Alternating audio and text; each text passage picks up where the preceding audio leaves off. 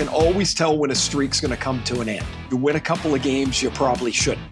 There are teams out there that could use that quality of playoff goaltending. All right, Ray, you ready to do this? Yep, let's go.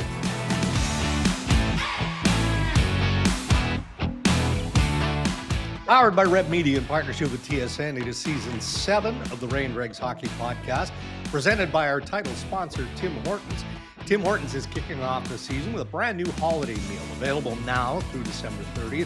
When you order any flatbread pizza, plus your choice of a side and a small or medium hot or cold beverage, you will also walk away with a free pair of holiday novelty socks. So whether you're craving something cozy, maybe something festive, hey, it's a holiday meal that literally will warm you from head to toe. So stop by Tim Hortons and get yours today. It does seem kind of homey. So here's the segue from the festiveness, all the locations from our good friends at Tim Hortons to my home, right, where we've got some chaos, Ray. You're just coming out of renovations, and I'm just going into renovations. Dan, the man, my contractor, is here. So we've got 2 master bedroom walk-in closets, a his and a hers. And I thought it would be a good idea to knock out the wall between the his and the hers, and let's make one colossal closet, do it up nice with an island in the middle. Like, I know people listening and watching are going, okay, yeah, these are first world issues that you're dealing with. I get that. I understand that. Yeah. But like any renovation, when it starts, you're like instantly regretting doing it because of the noise and the inconvenience and all that. But as we were setting up for the pod, you also mentioned something, suggested something, stated something that I hadn't considered. The idea of turning 2, where you've got your own individual space to work with, into one might be a bit of a bogey on my part. Might be a bogey. Okay. Now, I don't know Holly's around the house habits, but when we moved into our house, if you walk into the master closet, Cammie's stuff was at the front and mine was at the back, if you can picture that. So you had to walk by her stuff. 5 days. I'm like, are you kidding me? It was like going through a department store that hadn't had time to hang the stuff back up yet. So you know that island in the middle? You know the island in the middle? When it's finished, when the renovations are finished, take a picture. It will be the last time you see it. I know we have hangers. I know we do. Yeah. But Cammie likes to think as she's putting the outfit together, apparently. Sure. Yeah. I walk in, I grab a jacket, a shirt, a tie, and a pair of pants. I'm out of there. Right? Like there's not much more. That I think within 3 weeks, you're going to walk in there one time and just start to laugh, and you're going to go, I liked the door closed before. Right. That's where it doesn't bother Cammie at all. She's like, it's my stuff. Leave it alone. I start folding it because I don't know. I'm in the closet 35 seconds a day, but it bugs me. So I fold it all up. Okay. Well, this is to be determined, but I feel like that's the general direction this is going to head when all is said and done. So we'll report back, early in the new year. We'll give it some breathing time because there will be a novelty factor. Oh, this is so nice. Oh, I like this. And then all hell will break loose early in 26. All right, a lot going on around the National Hockey. By the way, where are you? I don't recognize the backdrop of this hotel room. I'm in Florida. I just very good. I did the Canucks for 3 games last week in California. So this has been a great 10 days of travel. Actually, I was in Anaheim, San Jose, LA. Flew to Florida on Sunday afternoon, and have the Leafs in Florida tonight. And fly back home tomorrow. But it's excellent. Weather's good, and things. Watch 2 teams that probably didn't think they'd be in the boat they're in right now. Ooh, No, geez, you're the bottom of the league, let alone the Eastern Conference. Holy smokes. Yeah. All right, well, we're going to start in a warmer climb as part of our Canadian Brewhouse headlines.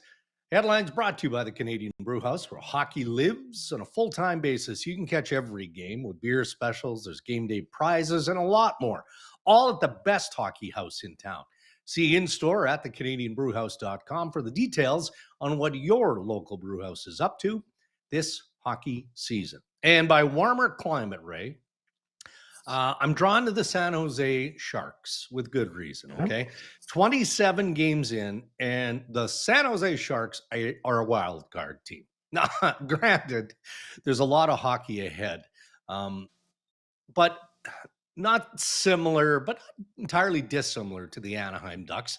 I didn't see the projection happening as quickly and the changes evolving as quickly as they appear to for the Sharks. Fourth in the Pacific Division. Macklin Celebrini, 3 primary assists on Monday night. Will Smith, 2 goals and an assist. So the 20-year-olds alone, and you've referenced San Jose and Anaheim for that matter, in terms of, man, they're just fun teams to watch. Because of the youth component, of course, but you never know what you're going to get. You know, there's going to be something that's edge of your seat type of stuff. And we're seeing that almost on a game in and game out basis now from Celebrini and Will Smith.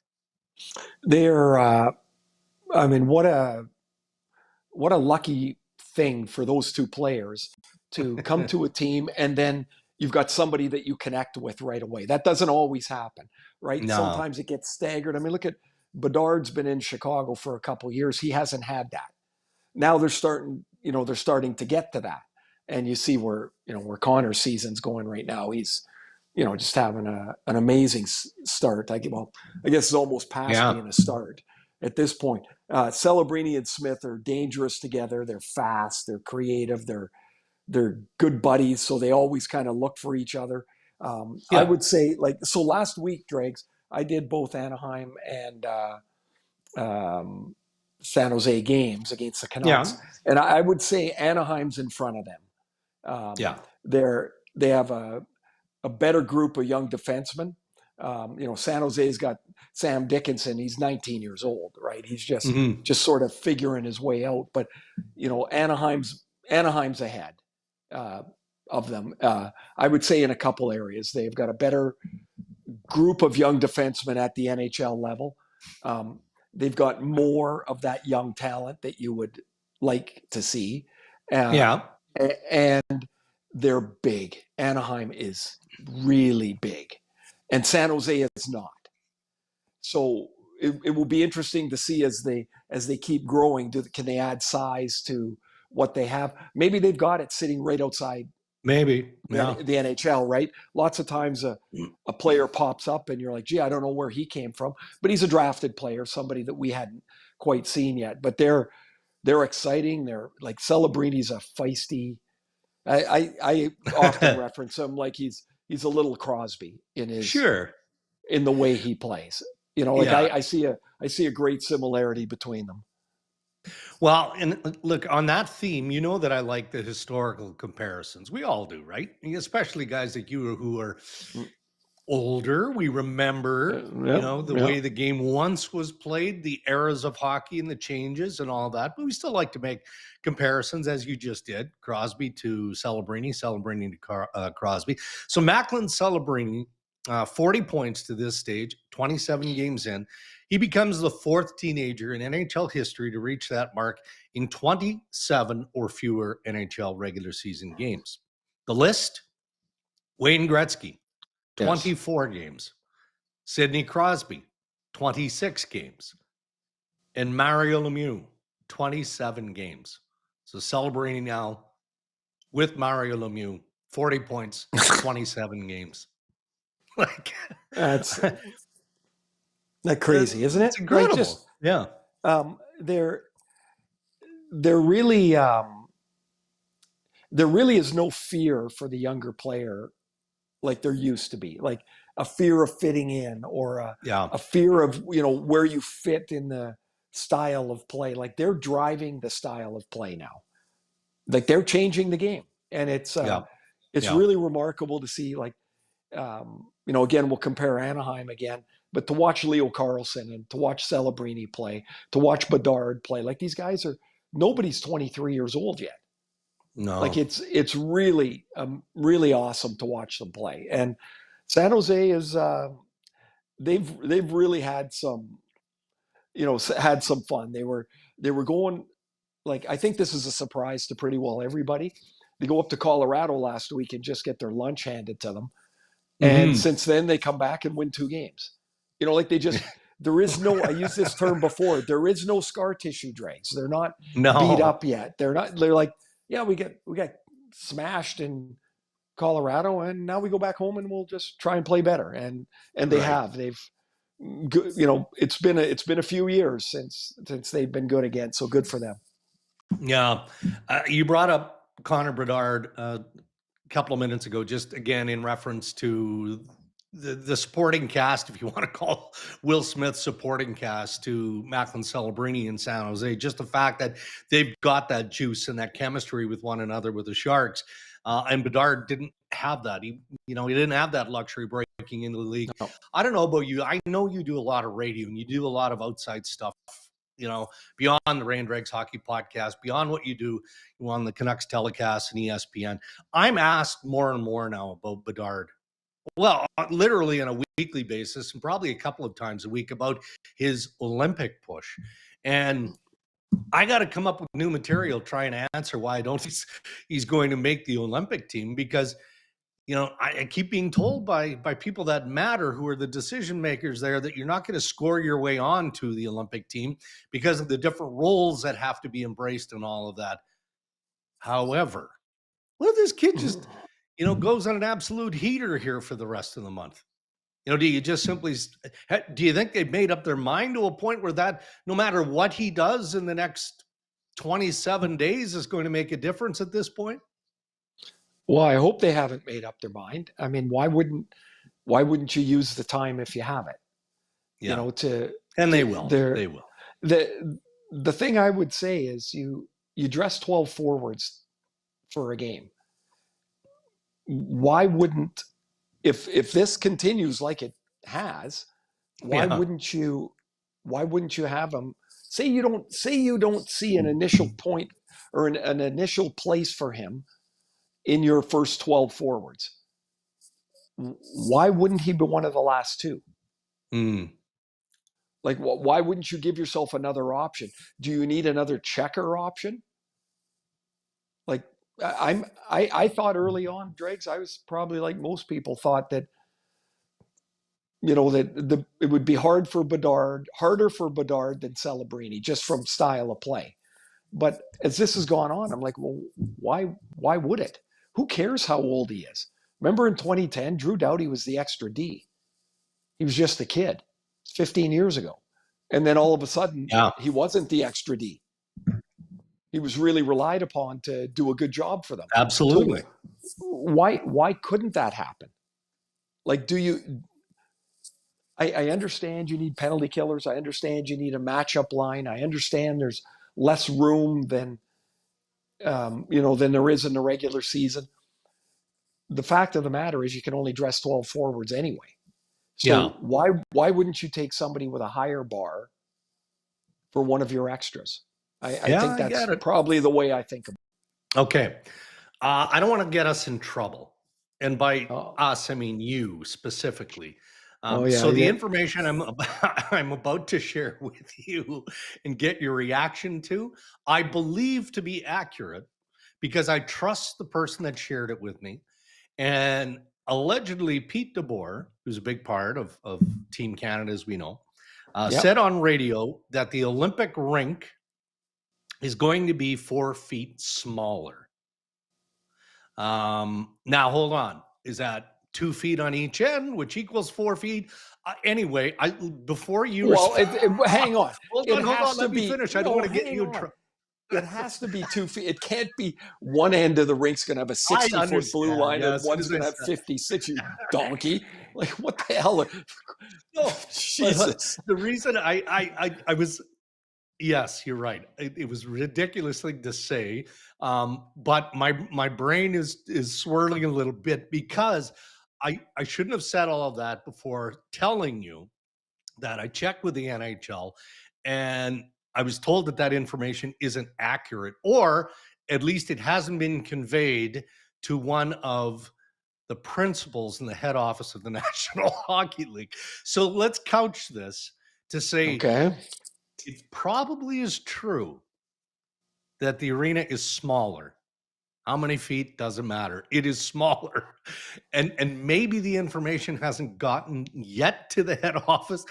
Point being, let's assume it's true for the sake of this conversation. Okay. How much is that going to matter? Because it's supposed to be an NHL ice surface in Italy for the Olympics, right? Not the international size, an NHL regulation arena. Okay. So if it's smaller than that, how much is that going to matter? How much is that a factor? And should we be more concerned if that's the case? I don't know how it could be 4 feet shorter. Like, honestly, I don't. I'm just Now, telling you what you people know, were allegedly said. well, I will say that, one of the most famous buildings in Italy is the Leaning Tower of Pisa. So, my forefathers built the damn thing crooked. So, like I guess it is possible. I don't think it's going to matter, and this is why. Okay. The end zones will be the same size. The neutral zone will be smaller, 2 feet on each side, Dregs. It won't be like 3 feet on one side. Thanks. And one. Yeah. Okay. Let's Okay. move on, please. So the neutral zone will be smaller, but since there are no 2-line passes anymore, I don't see why that's really particularly going to matter. Okay. It is I still can't believe the thing can be 4 feet short. The only way I could picture that could happen is everything in Europe. Somebody's tape measure was a little off. No, but everything in Europe is metric system. Okay, that's fair. And the NHL rink is 200 feet. And I don't know, somebody maybe did their calculations wrong. They should have asked a grade 6 kid, and he would have done it. But I don't know. Okay, but again, in fairness to us, because we don't edit anything from this podcast, right? We're dealing with the information that was shared by somebody who should know. So if it is inaccurate, I will report it was inaccurate, and we'll move on. I just wanted your opinion, assuming that Hockey Canada has the right information as to whether or not, from a player perspective, it would matter. So no, there you go. I don't think so. The only thing I took out of this is that you thought that it could be different lengths out of each end. That's all I've taken out of this. Hey, by the way, Adam Lowry is playing again, so he's a worthwhile selection now when it comes to. I had to transfer it to Rashog. He's still here. He's still here. I know he is. Sidney Crosby had a couple of goals, right? The power play for the Penguins was clicking versus the Flyers. So he scored 2. One of them was on the power play, 3 power play goals for the Pens. And the reason I even bring it up is, they bounced back after getting slapped around by the Maple Leafs on Saturday, 7-2. Dan Vladar in net for the Flyers. How many goalies do you think that Crosby has scored on throughout his NHL career? Poof. Would you know how many you scored on? No, I would guess I would guess he scored on 150. Oh, you're not far off. 167. Okay. Now I will say I did have a little bit of a cheater on that because I think Ovi scored on 190. 186. Something like that. Yeah, and so I figured he had to be less a little bit because Sid's only got 600 goals. And but yeah, it's an amazing number to think about how many guys have had the puck beat them by a particular guy. So you're right. Ovechkin 186, Jaromir Jagr 178 goalies he beat in the NHL. And this name is a surprise to me on this list. Patrick Marleau. Now he played forever, but Patrick Marleau. 177 different goalies he scored on. Yeah, those are pretty big numbers. You know who I thought you were going to say there when you said it was a surprise? I thought you were going to say Dave Andreychuk.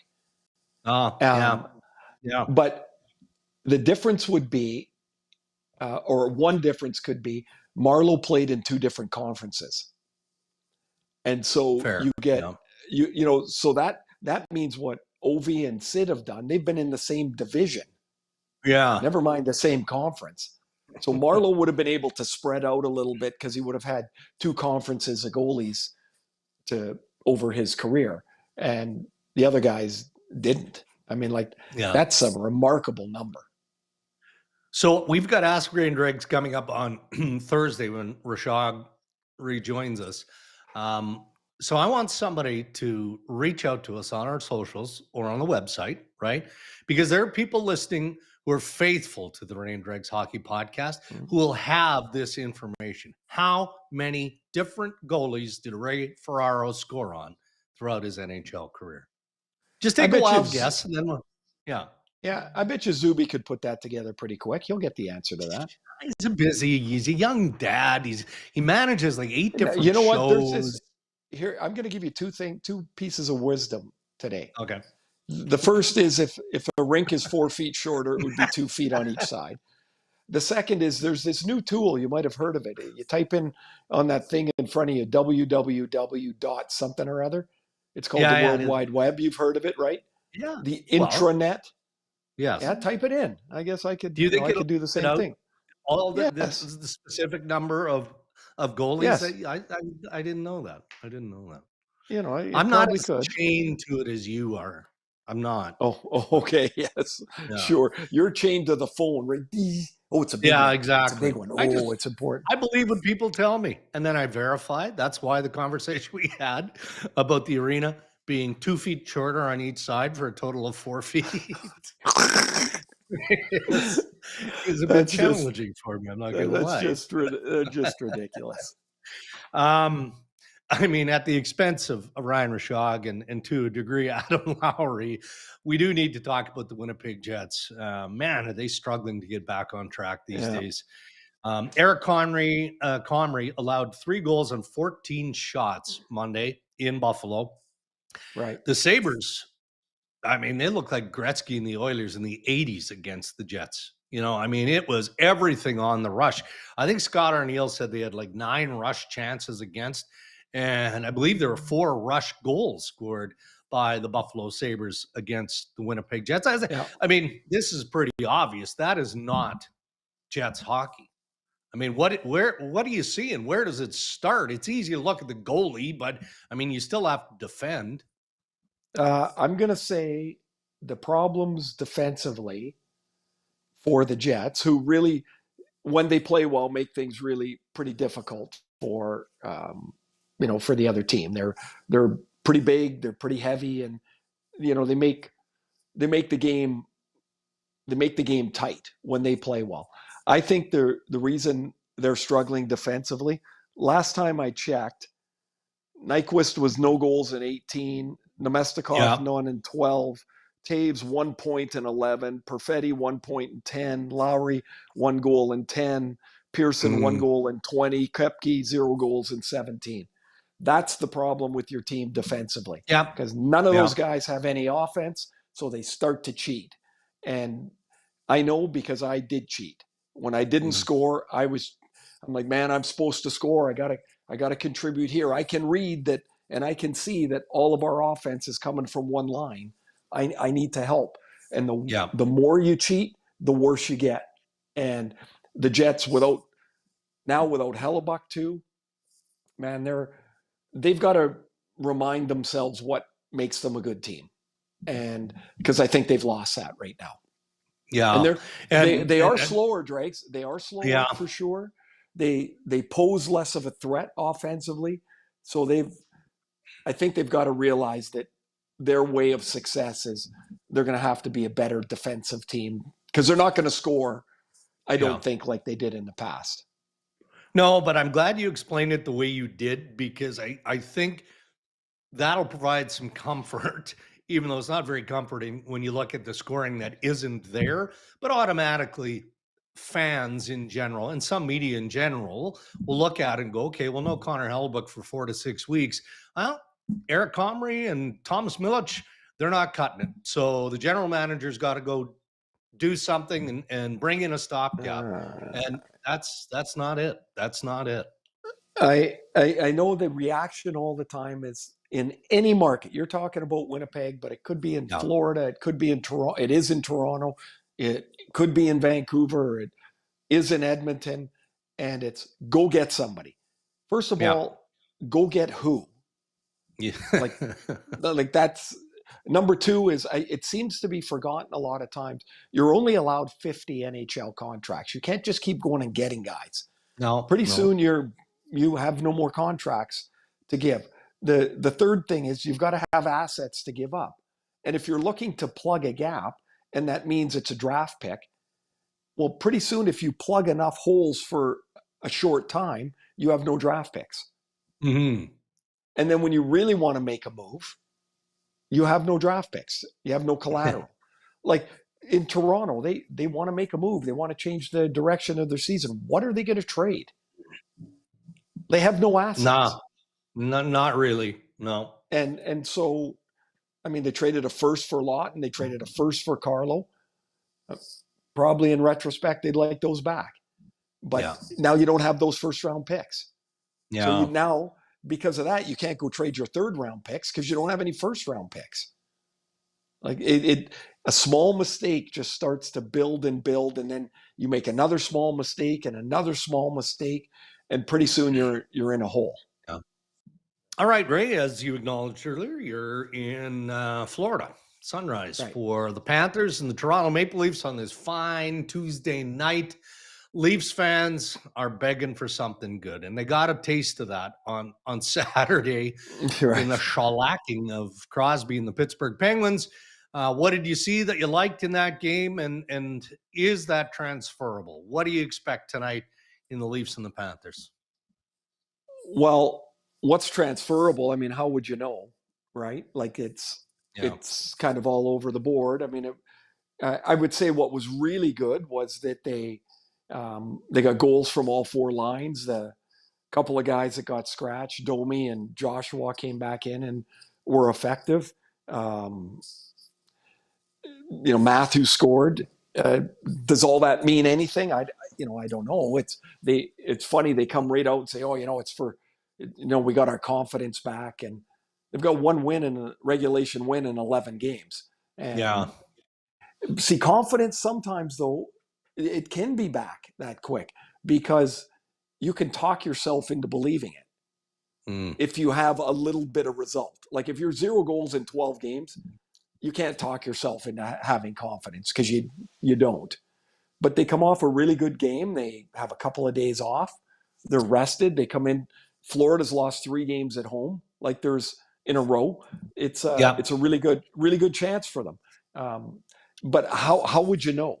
And I think that's probably the most unsettling time for a team and for the management and the fans and even for the players for the most part, I guess would think the same, is you just don't know what each game is. There's no predictability in your game.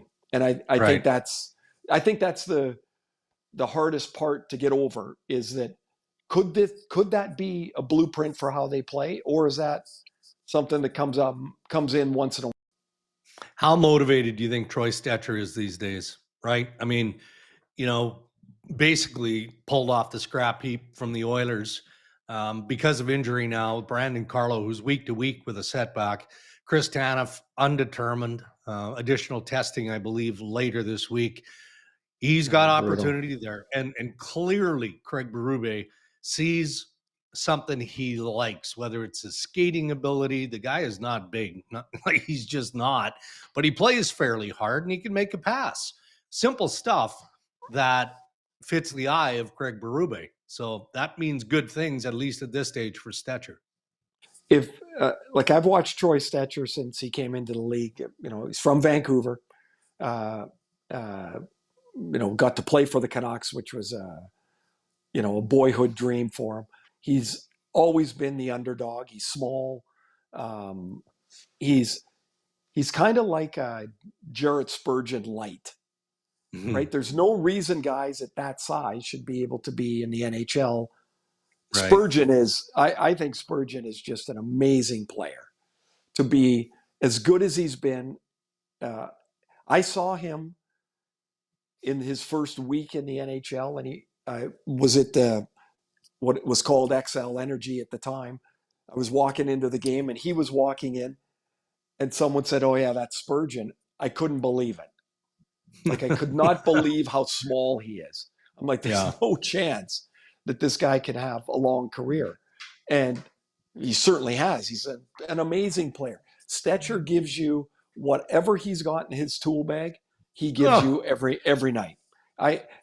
Coaches will love that guy wherever he goes, because he gives you everything he's got. And I think the reason Berube would like him is because that's what he gives. He gives you everything he's got. And one thing that has been elusive in Toronto has been that this year. And so I think he becomes a coach's favorite pretty quickly. Sure. Yeah. Well, trial by fire this week for the Maple Leafs for Troy Stecher for all, including those guys who are back into the mix, as you identified, in Domi and Dakota Joshua, because it is Florida tonight and then the Carolina Hurricanes on Thursday. So good opportunity for the Leafs. Okay. To get I got something on Carolina. That I stumbled across that I think is just hilarious. So Brandon Bussi's their goalie right now. They got three goalies. They just kind of moved their goalies around like an afterthought almost. And they basically ask their goalie not to lose the game for them, because they seemingly outshoot everybody all the time. So Bussi is 7-1. He's got a 211 goals against average, 907 save percentage. His last two wins, he beat Winnipeg 5-1 and Calgary 1-0. Okay? How many total shots did he face in those two wins? 5-1 Winnipeg, 1-0 Calgary. 5-1 Winnipeg, 1-0 Calgary. 25. 27 total. Yeah. Total. I knew it was going to be low. So he made 12 saves against Winnipeg, and he got peppered with 15 shots against Calgary. Like, Carolina's got the puck the whole bloody time. No kidding. So they just say, look, just be solid. Don't lose the game. And he's doing it right now. I mean, they've got Freddie Anderson. Awesome. They've got Kochetkov. Like, they just keep rolling along. That'll be a tough one at the end of the trip for Toronto. Awesome. Those are your headlines. Thank you to the Canadian Brewhouse. As I mentioned, Ask Ray and Riggs, anything is lined up for Thursday. You can send us your thoughts and questions on X or Instagram at Ray and Riggs, or to our website. We're happy to take your queries there as well. Time to shift over to the Tim's Hockey Challenge and bring in our good friend Chris Zabunia. Man, I wouldn't say that we're plugging along, Ray. I'd say when you go 1 for 3, that's plugging along. I mean, sure. But when you do the 0 for 3 trick, which sadly I believe you and I both did, that's not great. We got to get back on track. Starting tonight, Tuesday night, we got to get back on track. Zuby, what does it look like? Yeah, so you guys stayed the same, Dregs, with the smallest of leads here in the standings, the local standings. 15 for 42, 375 points. Ray 1 behind, 14 for 42, 350 points. Schauger made up some ground, got one on you guys on the Friday, the post American Thanksgiving Day. Schauger got 1. So he's up to 9. He's still 5 back. Man, he's running out of runway here to get caught up. He's 9 for 42, 225 points. I got with the Ray and Dregs account, I got a 4-day heater going here, so I'm excited about that. I'm up to 48 total correct, and I finally ticked that percentage up to 30. I've been in those low or high 20s for some time now, so I'm very excited about that.